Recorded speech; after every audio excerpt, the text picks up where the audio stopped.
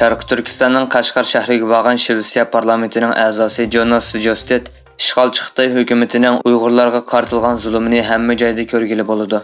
Eg'ir qurolli soqchilar ko'chalarda chorlaydi. Hamma joyda kamera nazorat qiladi dedi. Qirg'iziston orqali avtobus bilan Sharq Turkistonning Qashqar shahriga borgan Shvetsiya parlamentining a'zosi Jonas Sjöstedt o'zi shohid bo'lgan ishlar orqali Xitoyning zulmini fosh qildi.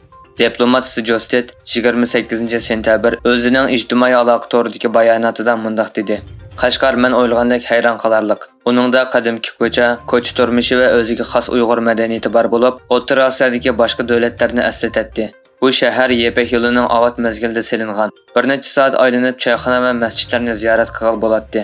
Ammo dedi, bu uchurlarda Xitoyning Uyg'ur madaniyatini yo'qotayotganligini ta'kidladi.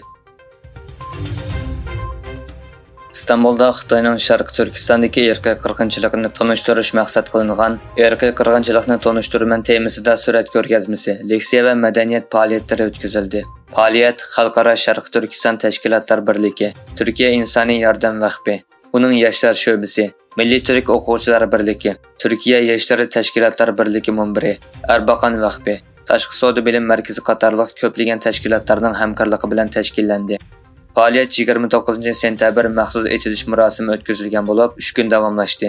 Ko'rgazmada yana Xitoyning Sharq Turkistonda ta'sis qilgan jazo lagerlarining tahliliy kameri, bolalar assimilyatsiyasi qilinayotgan tahliliy sinf, tahliliy qiyin-qistak o'y qatorliqlar tayyorlangandan sart jazo lageriga qamalgan azob chekayotgan kishilarning suratlari, sonliq ma'lumotlarni o'z ichiga olgan suratlar va erkak qirg'inchilik uchun sizman chaqiriqi bilan Turkiyaning har qaysi joylarida chizilgan rasmlar ko'rgazma qilindi.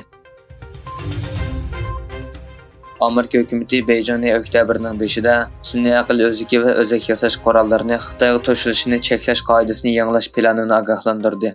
Eksportni kontrol qilishni nazorat qiladigan Amerika savdo ministrligi bultur tunji qatim eksport cheklamasini yangilash ustida izlanayotganligini aytgan edi. Boshqa manbalarning aytishicha, bu yangilash Gollandiya va Yaponiyaning yangi qoidasiga asosan texnik ko'p o'zak yasash qurollariga erishishni cheklash va sun'iy idrok o'zikiga eksport cheklamasidagi bir qism yutuqlarni taqashni maqsad qilgan. Amerika Xitoyning Shimoliy Koreyaga bo'lgan ta'siridan foydalanib, bu davlatning jiddiylikni pasaytirish va diplomatiyaga qaytish uchun ilhomlantirish kerakligini o'ttirg'a qo'ydi. Amerika Davlat ishlar kotibatligining bayonotchisi Matthew Miller kundalik muxbirlarning kutilish yig'inida Rossiya, Xitoy va Shimoliy Koreya o'rtasidagi hamkorlikning kunsiri kuchayotganligi to'g'risidagi savolga javob berdi. Xitoyning Shimoliy Koreyani jiddiylikni pasaytirish va diplomatiyaga qaytish tadbirlarini qo'llanishga ilhomlantiradigan o'zgacha o'rni borligini bayon qilgan Miller, Beyjingning ta'sir kuchidan foydalanib, Pyongyangni bu jihatda ilhomlantirish kerakligini o'ttirg'a qo'ydi.